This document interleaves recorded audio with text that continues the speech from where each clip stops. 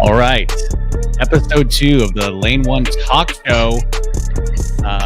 This episode, we have a very special guest. Our first guest on the show, Robert Miranda of the Hoka Aggies. And just to give you a little bit of background on Robert, he recently ran 2:14:43, right? At the California International Marathon. Chip time, yeah. Yep, chip time, which is 5:08 per mile, just cooking from Folsom to downtown Sacramento. Full send. And just right off the rip, Robert, when you crossed the finish line, 2 hours, 14 minutes, 43 seconds, what was going through your mind? Sixth place. There wasn't a whole lot of other humans in the finishing corral when you were finished. No, I was shocked. I got to say thank you guys for having me on. Really, appreciate it. Excited you guys are doing this. So happy to be a part of it. But yeah, I didn't realize I was sixth place until my wife told me afterwards. But I was thrilled. The whole build-up really, it was my first marathon. It was my debut. So I didn't know what to expect really. It was all like you do everything you can to prepare, and then you never know when you hit 20 miles, when you hit 22, 23, what it's going to be like. And even the beginning of the race, I was just nervous that I was going to hit a wall, was going to blow up at the end of the race. And so kind of just finishing it, realizing that I got it done, felt amazing, to be honest. Yeah. I think that's the crazy thing, though, is that this is like your debut marathon. Most people, when they're going for their first ones, try to play it safe, try to get that trial standard. But you from the get-go, I was over here, we're following you in our group message, and we're like, dude, he's out like 5:05, and he's like still running that pace. He's holding on to that. So that was for lack of a better term, that was a pretty ballsy race plan. Did you plan that from the start, or did that kind of just naturally happen and you're like, well, F it, I'm here? I got pulled out a little bit faster than I wanted to. But I wanted to be about 108 through halfway. So trial standards 218, that's 109.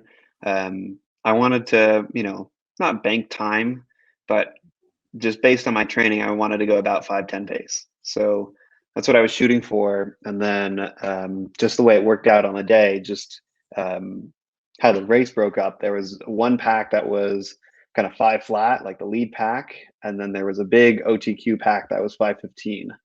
And I started with them, but I wanted to be going faster than that. So it was me and at the beginning, like a couple other guys. I think one, it was mostly me and this one guy who I just met on the day. And, I guess that's just the beauty of CIM. But we got to talking on course, and we both realized that we wanted to do the same thing. Jared Broadbrooks, I think he was 7th right after me. I don't know, maybe I'm butchering his name. I hope not. But we both got out and we both wanted to go about, 5:10 pace. And, there was a couple of people in front of us, but not really. We're kind of in no man's land. So it was like, stick with him or just run your own race. And so, I got out, and the way our dynamic worked, we were sharing the lead a lot, but he was the one that was really pushing, and I was the one that was trying to be like, hey, let's just be a little conservative. Let's try not to go too hard too soon. So he pulled me out a bit faster than I wanted to, but we went through halfway in 67:20. So, I wanted to go through 68 flat. So it was quite a bit faster, but again, it felt good. Yeah, exactly. But it was a choice between, okay, you either go back 40 seconds and run your pace, or you work with someone. And so, I chose to work with him, and I'm really glad I did, because I don't know if I would have, had the belief to keep going if I wasn't with him. So, really grateful that, it worked out for both of us. We both got under 2:15, and we're both thrilled with it. Yeah. That's awesome. And when you were, you had your race plan of coming through at 68 flat, which is 5:10 pace, right? Yeah. 5:10, 5:11. Yeah, something like that. So did you have that as kind of like your safe pace? Like when I was planning for Houston earlier this year, I had a similar. Mine was more of like 60, like 217 flat, like 217. Just yeah, I wanted to get the mark right. I was But did you always kind of in the back of your mind think that, like, if I'm feeling good, we might be able to make something special happen? I mean, obviously OTQ was a huge goal, and I really didn't know where I was going to be on the first one, but I didn't want to, like leave anything on the table. And so I thought that it would be, I'd be thrilled if I could run even 216. That was kind of what I had circled coming in, was 68, 68. And, just as things got going, I was like, don't, you're feeling good, and maybe it's going to be too hot too early and you're going to blow up at the end. But, I didn't want to come all that way and then not, try to put everything I had on the day. It was, you build up for the marathon, you're doing this for months, you only get one shot at it. It's not like, okay, I'm going to be conservative. And, it's like with, just a track race, if you're going, you can't just settle for, a small queue, you have to go for a big queue. Right. So even if it's, just running for time, you can't be like, okay, I'm just going to run this race, mentally, like just going for this time and that's it. I felt like I had to be, trying my best the whole way through. And, as long as I was worried about that, hopefully the rest would take care of itself. And it turns out, I ran well under the standard, but, going in, I didn't know how that would play out last couple miles, really. Yeah. That's very similar to, kind of my, my thought process as well. Is you kind of have that, like, sort of reserved expectations. You might be feeling really good at half or feeling really good at 15 even, but you're still sort of, a little reserved on how it's going to feel for that last 10K. I think it's, what do they say? 20 miles is halfway. Yeah, exactly. Something like that. And I think, that's, in my experience, it's pretty true.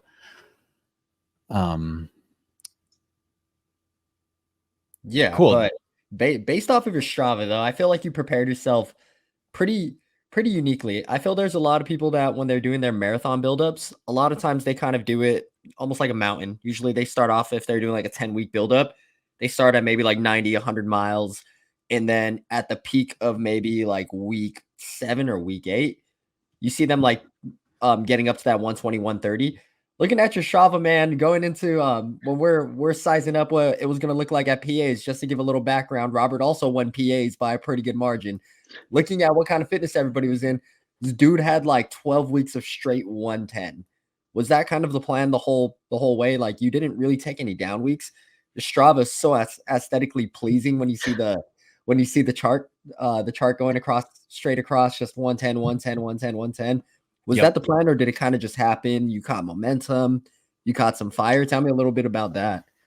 Yeah, maybe I'm too much of a, I like round numbers. Maybe I'm too much of a slave to the watch sometimes, and try to round things out. But really, I guess it was the goal going in, but I didn't know how it was going to play out, and so it just kind of depended on how my body was feeling, and I made some alterations. I'm not, I wasn't like, perfectly level like you're hyping me up to be.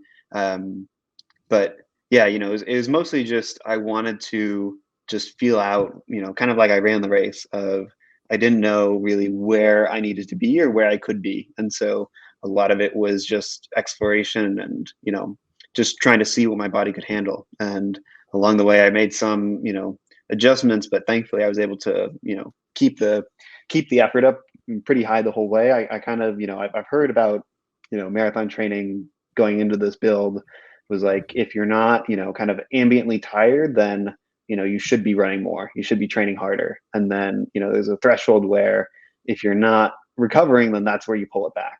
And so it was just balancing the two. And, I was lucky to be able to, just sustain all of it and get through to the finish line. Yeah. And I feel like, you're talking about your buildup and your training. I feel like you put together a really good season this year as well. And I feel like, I feel like I've had a very unique perspective, and Mark kind of in this category as well, of the Golden Gate Park. In September, you ran that cross country race, and I'm talking about the Pacific Association cross country circuit, the 4 miler in September, which you beat me at, the rock and roll half marathon, right? You did really well there, and you got me by 1 spot, and then you went off at PAs, running away with that. And I think what stands out at PAs and at the rock and roll half marathon, you made strong moves mid race. I remember in the rock and roll half marathon, around 8.5 miles, I was running with Sean Davidson, and you just come up on us like we're standing still, and you made that strong move. And same with Pacific Association cross country championships. 2 miles in, you just kind of roll up through the meadow down, and then hold, just a strong pace down that hill. I did notice that firsthand, like it was like because I was right there. So, I don't want to say that like, oh yeah, I called it, but like, I feel like it was, it was very encouraging to see that progression throughout the season, starting way back in September firsthand.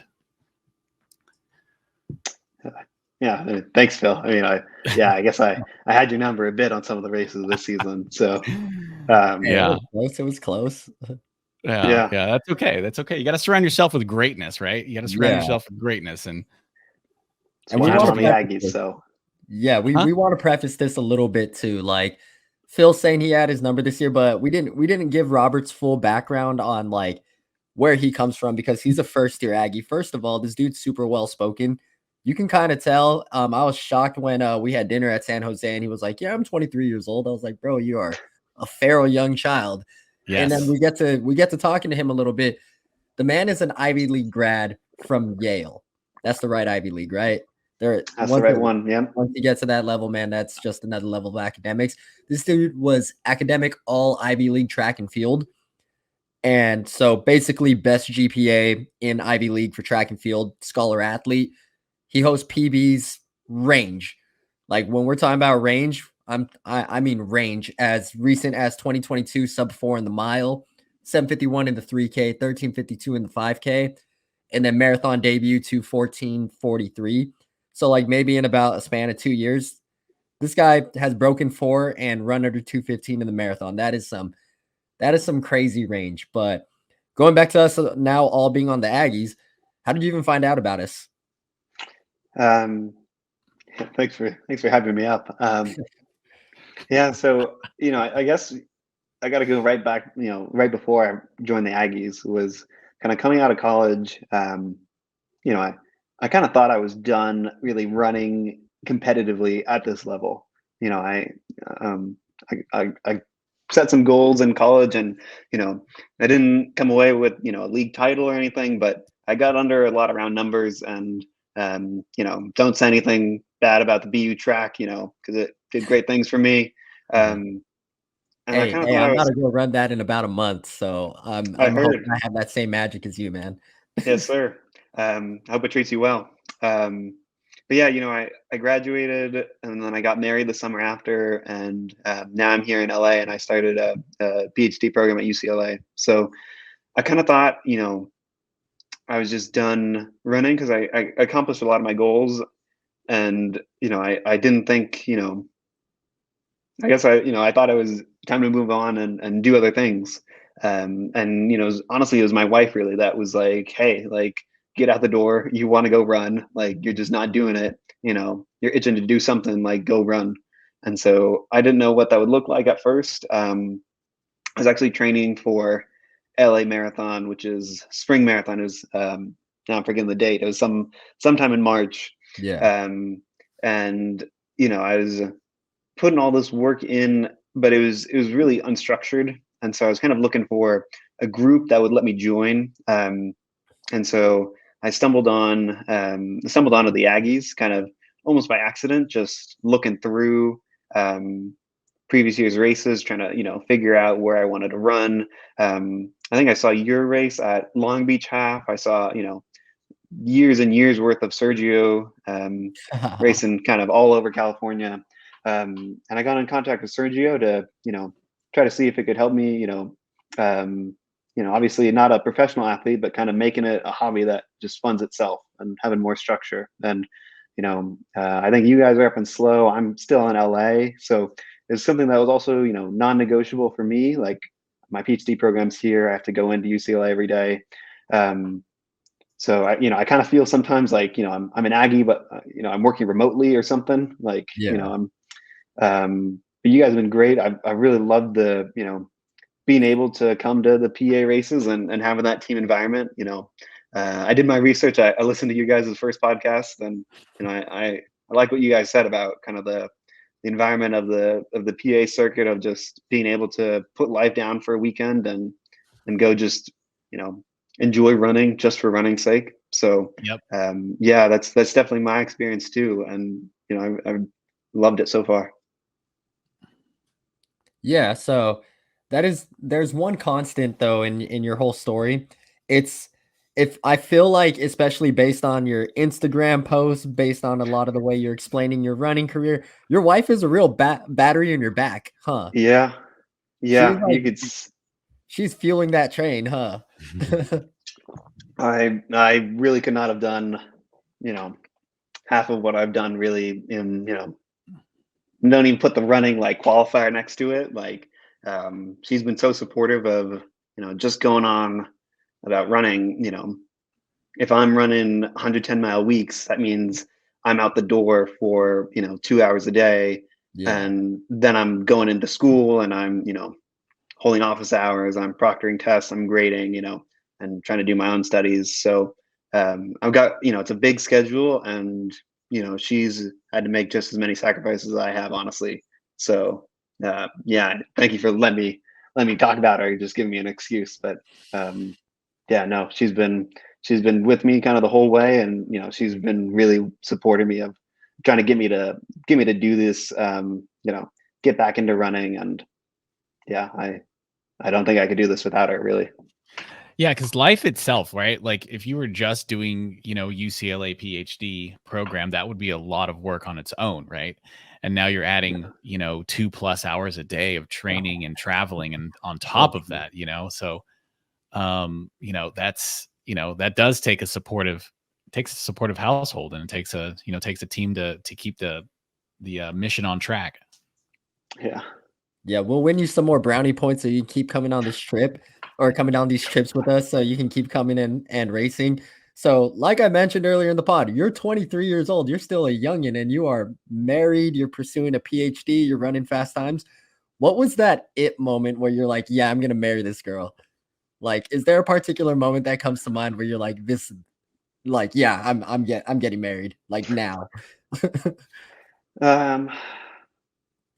So, we met in high school. She was a year older than me. And we didn't go to the same college. She went to SC and I went to Yale. But it was a pretty gradual transition, because she was a year older than me. So we were still in California for a year, and then we did long distance for a couple of years. And then, it was really during the pandemic. I feel like a lot of people kind of had this, just reevaluating kind of what they wanted to do. So for us, we'd been long distance for a while, and then my school went on, everyone was on Zoom, really, so I didn't have to be in person. And so I spent a semester just living with her. So we were both in LA, because she was she was a student athlete too. She did lacrosse at USC. So they were still, like, they had a season, but Ivy League just canceled everything. So I was running on the side, but I was just spent the semester just living with her.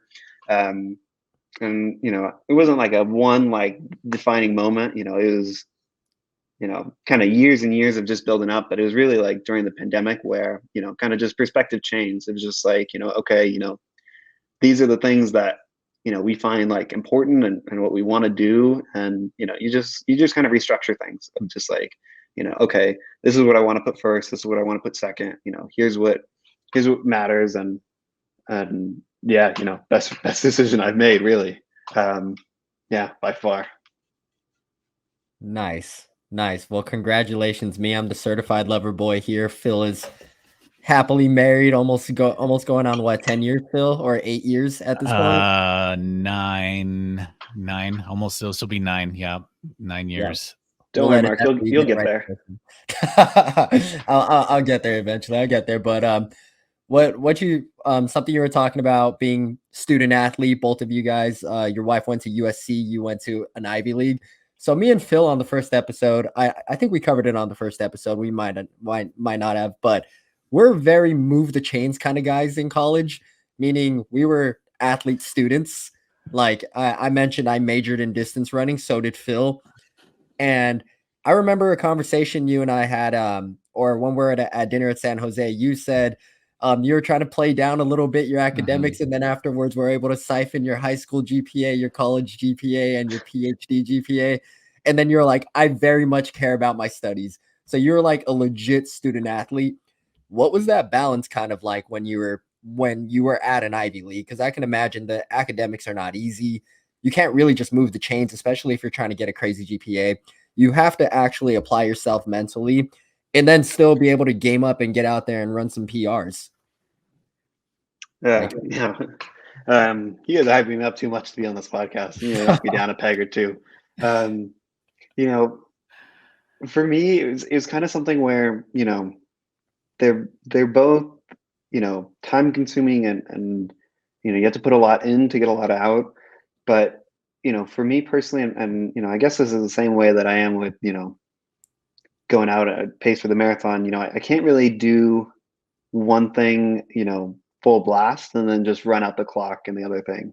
I always felt like, when I ran well, then I would do well in school. And, when I was doing well in school, if I had a bad race, or, when we were out of season, my grades would slip. And, when I, was falling behind on my, exams and stuff, then my running would slip. So it's just kind of the way that I'm wired, I guess, where, to me, it's, obviously it's two separate things, but, I like being busy, I guess. I like being, all in on whatever I'm doing. And so I couldn't really be like, all right, I'm just going to, go all in on this one thing, no matter what it was. So, when I was an undergrad, I was, doing the best I could at academics, and I couldn't just be like, I'm just going to, just go out and jog around for a while. I wanted to do it as best I could and see what I can do. And then, I thought that was going to be it. I thought, I was pretty happy with, my college career, I guess. And I thought, okay, now we're just going to buckle down and try to do this PhD and try to go all in on it. And, like I said, my wife was like, you've got too much energy. You're crabbing around the house. You need to go run. Like, get out. You need this. Yeah, basically. She was like, all right, here are your shoes. Get out the door. Don't come back for an hour or so, and then you'll feel better. And I was like, you know what? This is what I need. So, yeah. It's like you went post collegiate in like every area of your life, right? Like you got married, you got a US, PhD, Olympic trial, you know what I mean? You just leveled up, and I think there's a lot of parallels there, right? Like, you that competitive mindset, when you're applying to grad schools, or you're trying to get into these, elite schools, like, there's a lot of carryover in the detailed work that takes place behind the scenes, right? So, you have to, get good grades and get, make good relationships with people and have those experiences to share. And, and a lot of that stuff isn't necessarily super fancy. A lot of that stuff is behind the scenes, but it's what you have to do to get to the next level, Oh yeah, there's a ton of crossover. I feel like the people that are really good at running, it's just the personality type that could do really well in kind of academia, of just, excuse me, sorry, they're like putting in long hours with very little reward, and then, kind of just gradual change over time. It's kind of the same thing. totally agree with what you said, Phil. Yeah, it's almost easier for you to like go. It sounds like it's almost easier for you to go completely all in on something rather than kind of dip your toes in the water a little bit. Would you say that's pretty accurate? Yeah. I'm fairly similar to where I don't like to dabble into many things, but if I am about something, like I'm 100% into it, I'm there for the ride. But Yes, I feel like it's part of the addictive nature of it all. definitely stuck for you me. in this crazy sport. Yeah. Yeah, that's very true. You tend to go all in on things. Yeah. So you've lived in the Bay, you've lived on the East Coast, or what state is Yale in? Forgive me for not knowing this. Connecticut. So yeah, you're in the East Coast and you've been in LA. How crazy has it been? Completely different types of environments? Has the culture been pretty different? Because you're in the heart of what people, when they say they want to go visit LA, they're thinking about it. Like you're running on Venice Beach every morning, or for most of your runs. You've lived in the actual Bay Area, which is a whole nother, if anyone from California knows this, the Bay is completely different from LA, the types of people. And then you go over to the East Coast where it's an even different type of environment where the weather's different, the people are different, the entire culture, what people are into are different. How have you been adjusting, and which area has been your favorite so far? You know, I guess I could talk most about it through running, just because it's been a constant through everything, and I felt like, at least I thought, I adapted pretty well to winter long runs. You're in the cold, you layer up. That's something I never did growing up in California, and then kind of as soon as I got accepted to UCLA PhD, the runs got so much colder. Like as soon as I was like, all right, you're done with this. You don't have to do this anymore. Like we're just night and day shift. Next week on long run, I was miserable. I was like, get me out of here. But really, I've enjoyed everywhere that I've lived. It's kind of been a different experience each time. Like you said, the people are kind of different. The environments that you in, the places you can run. Here there's, I can kind of go to the beach and I can go north, or I can go to the beach and go south. So yeah, two options. It's all the variety you could want. But it is, it's really nice living in LA. I like it here. That said, I've liked it in New Haven and Connecticut, just because being around my team, and I like being home, with the friends I grew up with in the Bay Area. But I like the life that my wife and I have right now. We've got a little neighborhood where I can walk our dog. I can do my running. I can do my PhD. So I'm happy here. But yeah, it is kind of LA. Yeah. Nice. Phil, did you have anything you wanted to add to LA or the Bay? Yeah, like, people, I mean, because, since you lived in, on the East Coast, did you feel like people kind of lumped all of California into one category? I mean, yes, but I don't know. Maybe I'm not the right person to ask about this. Oh, okay. I don't know. Because like I remember, because I mean, I grew up in Southern California, and and Mark did too. And I really didn't like know much about the Bay Area. I didn't know much about the Bay Area. And then I went to Cal Poly, and Cal Poly, it's like halfway, the San Luis Obispo is like halfway between both.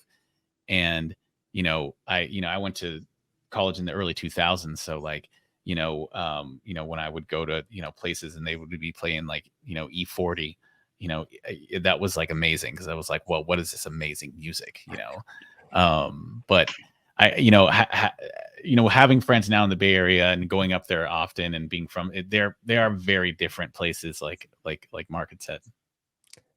Yeah, hearing E40 bumping for the first time imagine being in college for the hyphy movement, man. Yeah, that must have been legendary. I was in like 6th grade watching everybody like start hitting dances, because that's when YouTube first started kicking up.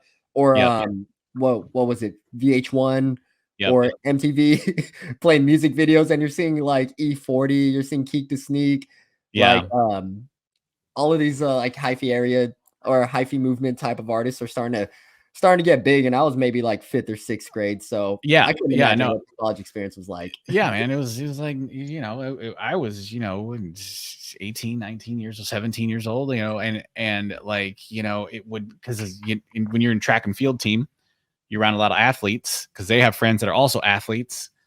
So, you're at a house, certain song comes on, and people just sort of come out of the woodwork into a circle and start dancing in a specific way. And I just was like, that's amazing. I need to learn how to do that.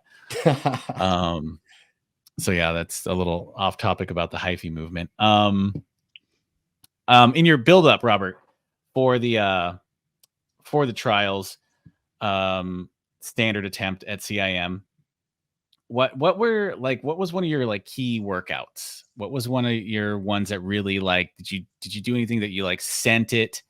Did you, do a hero workout? We sometimes call them. What was one of your main workouts in your build up that gave you the confidence to run your time? I had this one workout that I did a couple times. I got this, loop at Will Rogers State Park, and it's basically just around their parking lot essentially. But it's about a half-mile loop, and it's got a pretty decent hill in it every loop. It's not much if you run it once, but it's like a half-mile loop. And I would do, I think I did it 2 or 3 times in the block. So I did starting off by like 4x2 miles, and then I built up to 5x2 miles. And so it was 2-mile reps, and then a half-mile loop jog of just kind of not like a float, not like trying to keep it effort, just like a honest jog, like 7-minute pace, if that really, and just trying to hit goal pace and kind of lock in for a while. And it was kind of something where it wasn't a hero workout, but it was something that I had to be on my A game. I couldn't like sleepwalk through the workout. And so being able to hit that a couple times and just really like get pretty good gauges on just the improvement of my fitness. Like I think I did it the week before the Golden Gate Open, the cross country race we all ran in September in San Francisco. And I did probably did like 4 sets there, 4 reps there, and then doing it, a couple weeks later, doing 5 reps and feeling a little easier, and then doing it kind of at the end of the block. But just kind of the ability to hold pace, and then have terrain that I thought was going to be a bit different or a bit more difficult than CIM. I wanted to get a little bit of up and down just because of the course for CIM. But just being able to kind of hit pace and do a workout that kind of I didn't think that I'd be able to do a couple of years ago is kind of what gave me the confidence to step up and do something I didn't know I could do a couple months ago, really. Yeah. Are you self-coached right now? Yeah, I'm self-coached. Damn, that's wild.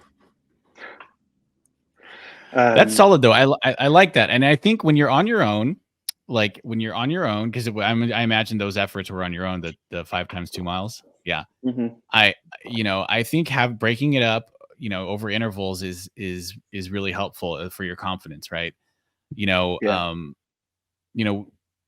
We have the luxury of having a few people around where we are, so we can do some of those longer efforts. But I can imagine, if you're doing that, by yourself, staring down a 18, 20 mile tempo might be a little intimidating. And I'm always a big fan of putting those workouts, putting yourself in the best position to succeed, Yeah. So I like the intervals. I like longer intervals. That's solid. I mean, but it's very simple too, it's very simple. And the more I kind of like, get into marathon training, the more I realize how some of these workouts can be just a lot more simpler than, some people make them out to be. Yeah. I started an idea just on a run with an old college teammate, as pretty much all good thoughts for runners do. You just workshop it on a run.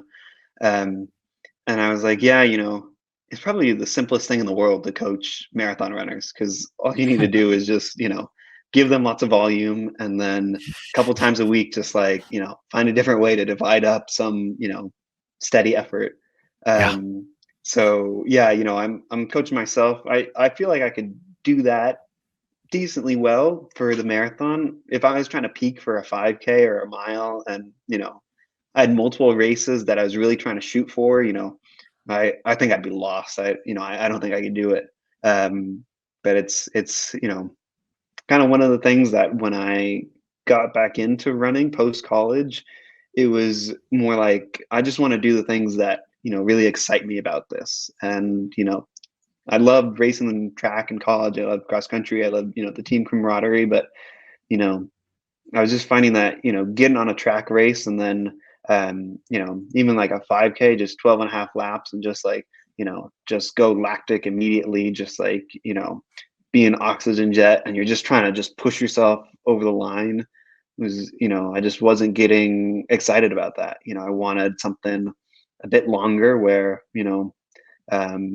it's not just go go go the whole time. It's like the marathon, you actually need to think a little bit. You can have conscious thoughts. It's not just like I'm a blur. I can't even remember what my coach on the side of the track who's yelling at me. Like in college when I was racing 5Ks, I wouldn't even remember what he said. And he was like on the inside rail, just screaming in my face, yelling at me. And I just couldn't remember it. And I was like, I just found that I wasn't really enjoying that. So Yeah. Yeah. Yeah. And I think, that's very similar to how I felt. And, I very much enjoy the roads and cross country now. And I know that, that I, I'm quite a bit older than both of you in terms of, my track and field career, but I felt the same. I'm like, I'm going to get all stressed out to, at this, Stanford 5K and just be so tired 2 laps in. And I don't want to do that anymore. I want to go, I want to go win some money on the roads and do that. So yeah, you phrased that very well in terms of like you painted a really good picture that I could relate to there. Yeah, so I've never raced a marathon. I have paced a 50K, but one thing I am curious about though is what are you guys thinking about during that race? Both of you guys can answer this one. Like what if you guys do remember, like let's say mile 18 rolls around, mile 17 rolls around. Like what's running through your head at that point? Are you just focusing on form? Are you just positive talking? Are you going to sleep? What's running through your guys' minds? I'm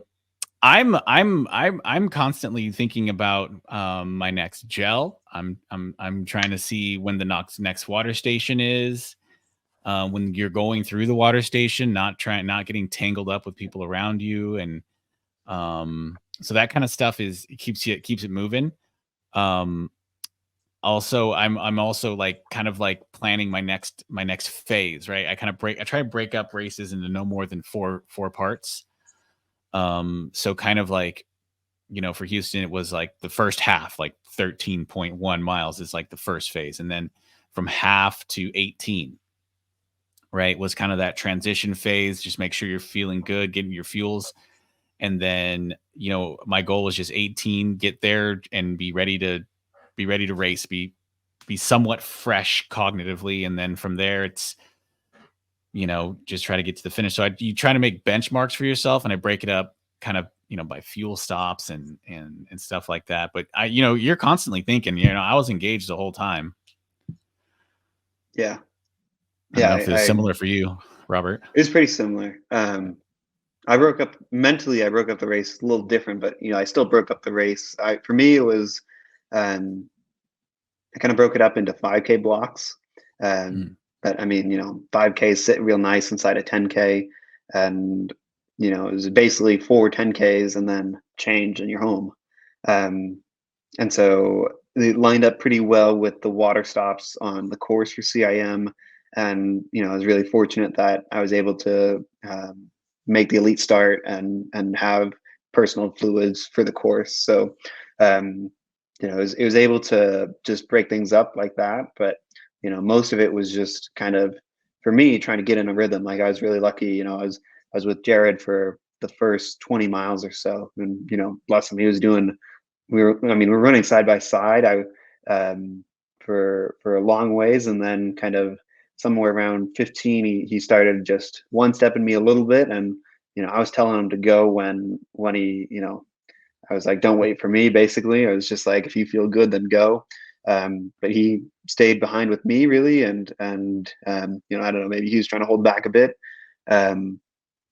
but it was really just trying to say like, okay, just focus on him, focus on the group of two that you're in, try to keep the thoughts positive, and then just breaking it down of, okay, I'm in this 5K, that's the only thing that matters, and it's so much more manageable for me. I feel I like what you're saying with, I only want, so many parts of the race. For me, it was kind of just like, just forget about everything else. The last 10K of the race, that doesn't matter. The first, 25K that you run, that doesn't matter. You're on mile 1 of a 5K race, and that's it. And you just need to, hold this pace and kind of just forgetting everything else. Yeah. So, it was just how I kind of thought about it, is like, I only wanted, each of my kind of bite-sized pieces to be smaller. But, I see what you're saying too. Yeah. But I think the thing, that we have in common is you go into that tunnel vision, you compartmentalize, and you're focused on the here and the now, right? And you don't want to think about too much of a mission statement here, right? You're just kind of on the action items, and like, you put it very well there. You have to just can't worry about how much you have left, right? Yeah. Because it just becomes all consuming, right?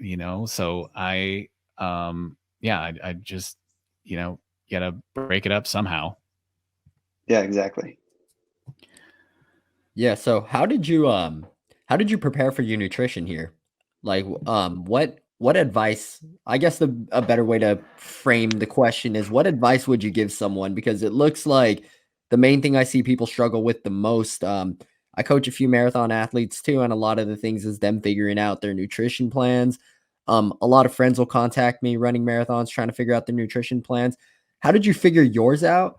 And what advice would you give to someone trying to figure out what works for them? A lot of trial and error, and that's what I did, and that's what I advised. Although I'm a sample size of one marathon, and I'm lucky it went well. But I'm sure, hopefully, I'm going to have a lot more in me, and a lot more things to figure out. But I've kind of been working on like race day specific nutrition for a while. I think I said earlier, I was building up for LA when I first joined the Aggies, and then CIM was my debut. So if you're keeping score at home, I didn't run that race. I got injured before, but I've really been kind of working on this for kind of a whole year of just sampling a bunch of different products and just trying to just gradually kind of build up my tolerance to just really just take in as much as I could. That was kind of my goal, was just be able to have a full gel at every kind of, not, it's just where they had them at the CIM course, but it worked out to be about every 3 miles. So it was just building up my kind of my stomach and just getting used to taking gels. And so it was really, every run that I was doing that was longer than, 10 miles, I'd say like 13 and up, I was taking a gel with me and just having it. My kind of like staple run was like a 15-mile run, because it just works out to, from my house to kind of the end of the Strand going north is about 7 miles. And if I add on around a park, kind of close by, it gets me up to 15. So I would do that, and I would have the gel at 9. So a little bit over halfway. And that was kind of, just training my body, and also just like trying things. And then for workouts, it wasn't all the time, but it was like a lot of the time was just like taking the gel, trying to have it at pace. That was a big thing that kind of I struggled with. And it took me a while to get right, but I would just like have my water bottle, and I'd kind of just tape my gel to it. And then I'd On the track that I go to, they have the steeple pit, and so I'd put it on the water jump barrier, and then on that rep I would just cut the corner a little bit, grab my gel, and then my jog rest for the next one. I just set it back up again, and so it's not glamorous, it's not exciting, but it worked out. And then on race day was honestly the first time that I was going to have more than like 4 gels in a sitting, and I had 7. So I don't know, maybe I wouldn't advise that for someone just starting out, because there was a lot that I was kind of gambling with, but it paid off. I only knocked over one of my bottles. I got 6 of 7, and I had 2 gels just tucked in my shorts, so I was able to just say, oh, I missed one. That's not a problem. So that's kind of what I did, and the goal was always to be able to just take as much as I could. And there was just a lot of trial and error with different products of just kind of what sat well in my stomach. I had a lot of things that kind of didn't work well. I found out that caffeine didn't work well, and I found this out. I did Surf City half marathon building up to LA, and I had a lot of caffeine gels, and then not even half mile from the finish, I threw up. That's rough. And the photographer for the race was right in front of me and caught me like mid throw up, and so you can see it just like they're terrible pictures. They shouldn't see the light of day. So we need that picture. We need that photo. We need that. They're out there if you want them. Yeah, you're gonna have to send us the finishing results. But I love what you had to say about the trial and error thing. So me and Phil were getting meticulous with testing gels. Where because Phil was gonna have to do his individual gels at Houston because he was in the ADP program, and they didn't give him elite placement. I didn't get bottles. Yeah, I was doing things like on my midweek long runs. Prior to my Achilles injury last year, I was huge on midweek long runs, and I would do 7 miles at about like 5:30 pace. So I would test different. It was kind of like a rolling up and down hill course, gradual uphill, gradual downhill. I would test which gels spike my heart rate the most, which ones are the easiest to go down, at what miles is it too early, what miles is it too late, which had the best consistency, which made my stomach hurt, which didn't. Just trying a bunch of different things to eventually, so I can have all this data to tell people like, this is what happened to me, but do what you want with that. No, I remember that and that really helped me because I believed it. I mean, I obviously it was true, but like I took that and it just resonated with me. And when you're telling me how you spiked your heart rate and it never came back down, I'm like, well, I don't want that to happen in like mile 8. Like I don't. Yeah. So, that I took that. So I'm like, okay, you need something that slides down quickly. And, you don't want that because I think you were using a more viscous sort of sticky gel for that one. So you had to kind of breathe a little bit like through your nose or hold your breath for a few seconds. Right, Mark? Yeah, like goos are a little too sticky for me. Those, if I hit the actual goo product, those spike my heart rate. That has to be on a downhill if I am going to use goo. Something like Martin, I like, and this is not a sponsored episode. They are not paying us to say anything like this. Just an FYI if they are listening at any point.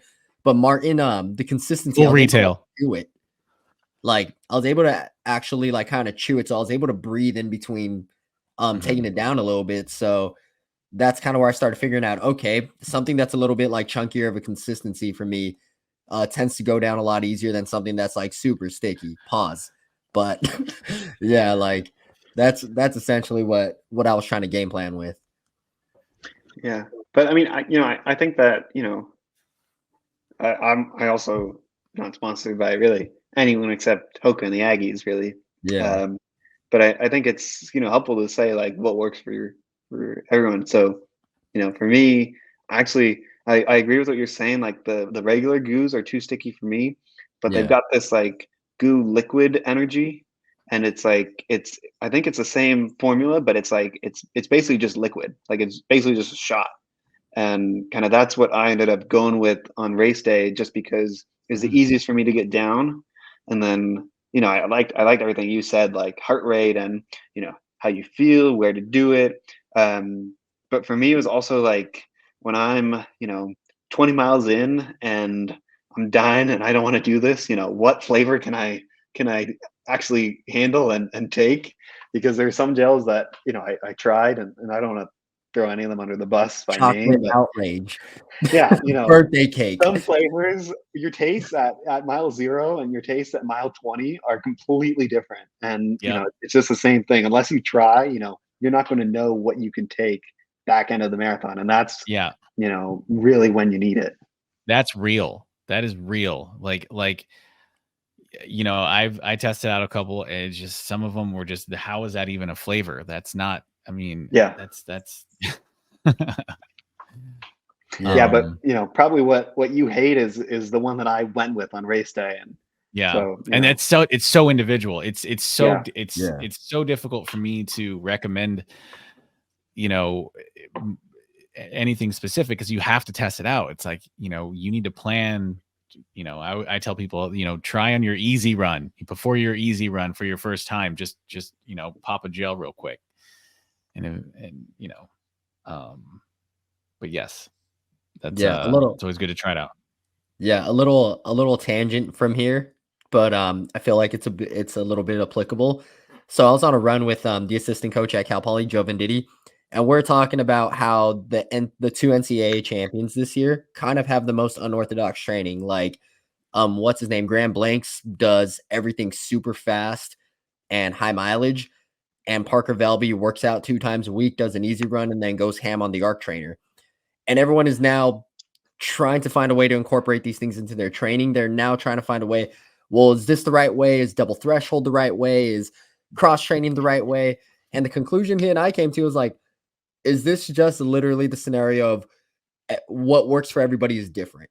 Because you have all these teams that are winning, like, do what works for you best. You have teams that thrive off double threshold. You have people that thrive off of single runs. And us talking about gels, us talking about what works, you have to figure out what works for you individually for you to be the most successful. Yeah. Yeah. I mean, I agree with that. I kind of felt like, I was coach myself, and there were a lot of things that I wanted to try, but it was kind of like what works for me. So, kind of the way I understand it, the classic double threshold is you get up, you do one workout, you recover, and then you round 2. And I'm really lucky that kind of with my PhD program, I get to have some flexibility over my hours. I have work that I have to get done, but I can it's school at some level, so I can move things around. But I just I couldn't really do 2 workouts in one day. Between my wife walking the dogs and going into school and everything else is just too much. But kind of the happy medium that I landed on was like, for me, it made sense to like, okay, Tuesday night, go to the track, do intervals, then sleep, then Wednesday morning, wake up, and then do like a medium long run with, muted like, 7 at 5:30. My go-to was like 10 at 5:45. But, I kind of felt like, okay, what's, in terms of my body, like physiologically, what's the difference between doing your first workout at 6 a.m. and the second workout at 6 p.m. versus first workout at 6 p.m. and then second workout at 6 a.m. And so it was kind of, if I was just running, if that was all I was doing, maybe that'd be what I'd want to do. But it was kind of like, all right, this is the schedule that I have to work with. Let's just try to maximize, what works for me, and just saying, okay, if it doesn't work, if it's not sustainable, then let's try to solve this problem another way, because I'm not a professional runner. I can't just sitting around on the couch all day and just rest up for another session. So I kind of feel like, yeah, like you're saying, it's just like it's everyone has the same problem, but you got a different coordinates of where you're at with everything else that's in your life. So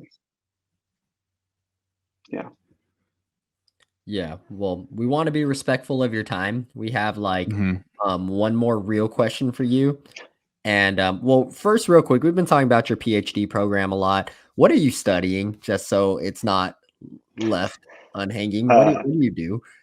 Yeah, I'm pursuing a math PhD at UCLA. And so dream is to be a teacher, but we still got a long ways to go before we get there. So, run the mile you're in. And right now I'm just studying and TAing classes.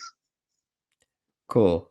I was just needed to get that out there because I was like, we've talked about it so much, but we never actually said what you're studying. But yeah, last real question that we do have for you is, what would a successful Olympic trials look like for you? The actual race, not the buildup.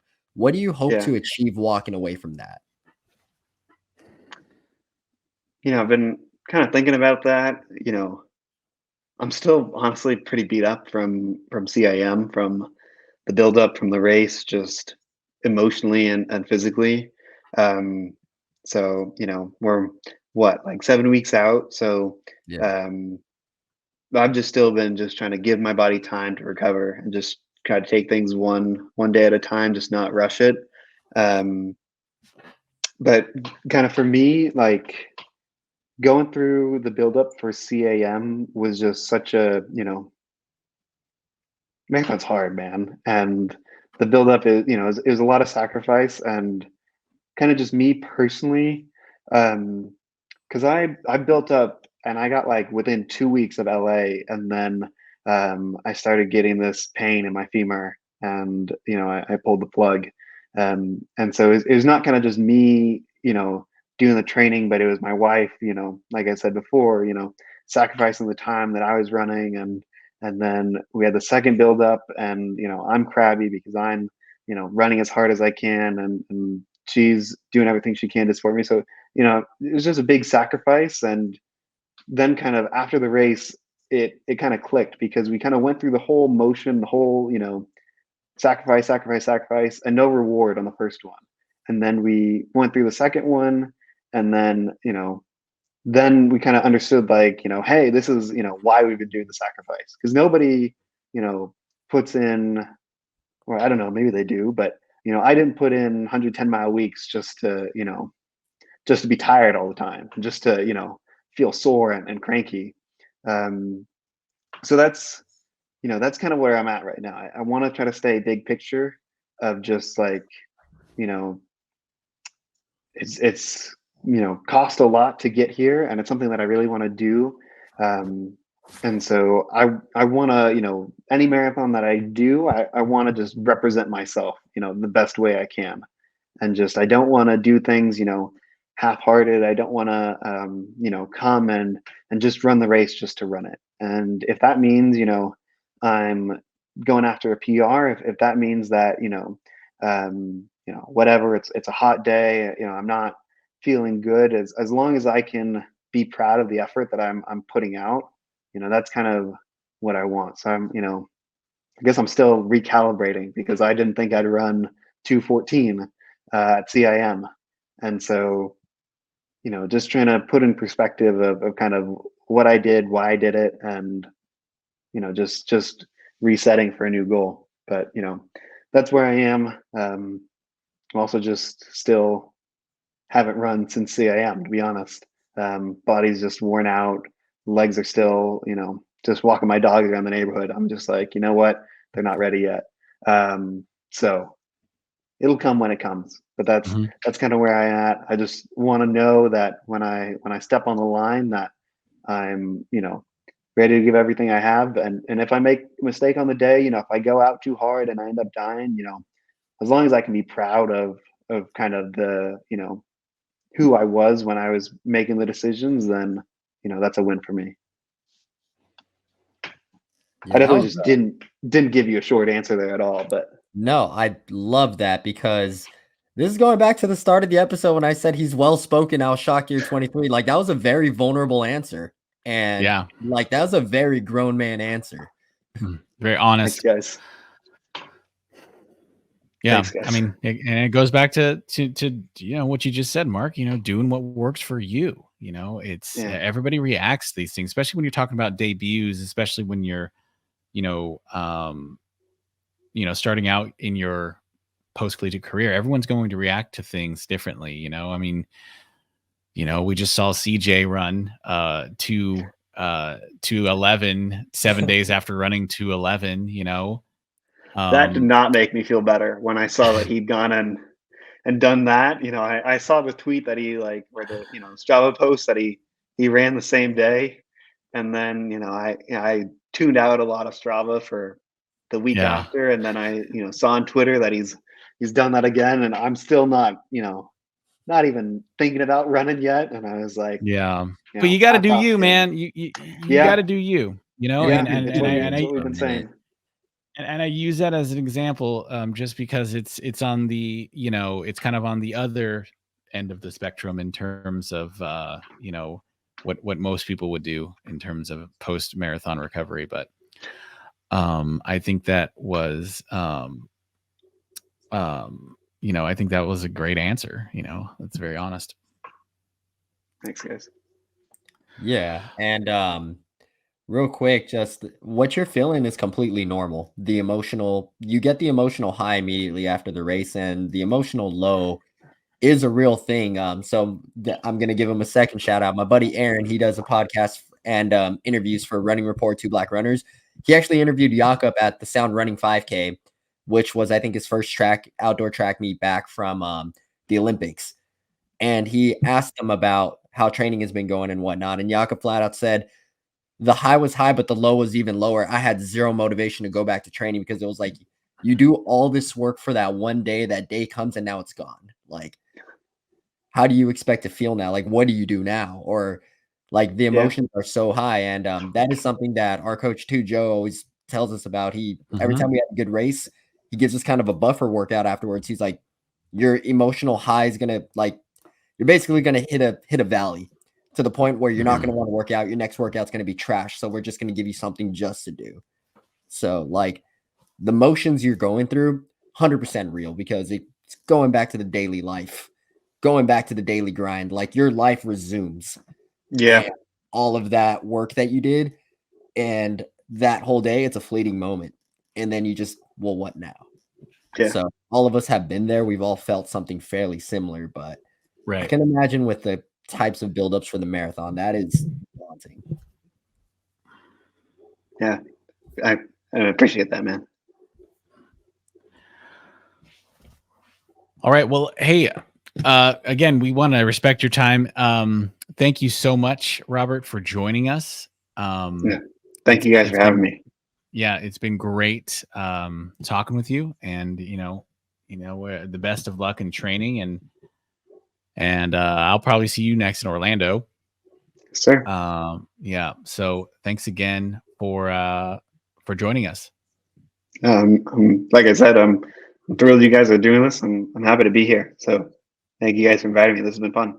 Yeah, guest number 1 in the book. Yeah. Guest number one. We did it. We had a guest. Episode 1, episode 2. Guest 1. Yeah, thanks for joining us, Robert. That was a pleasure. I'm waiting until I'm a Jeopardy answer for after your podcast is going to make waves for years to come. I'm going to be the first one forever. Yes. Yeah. Yeah. Cool. Well, thanks, man. Thanks, guys.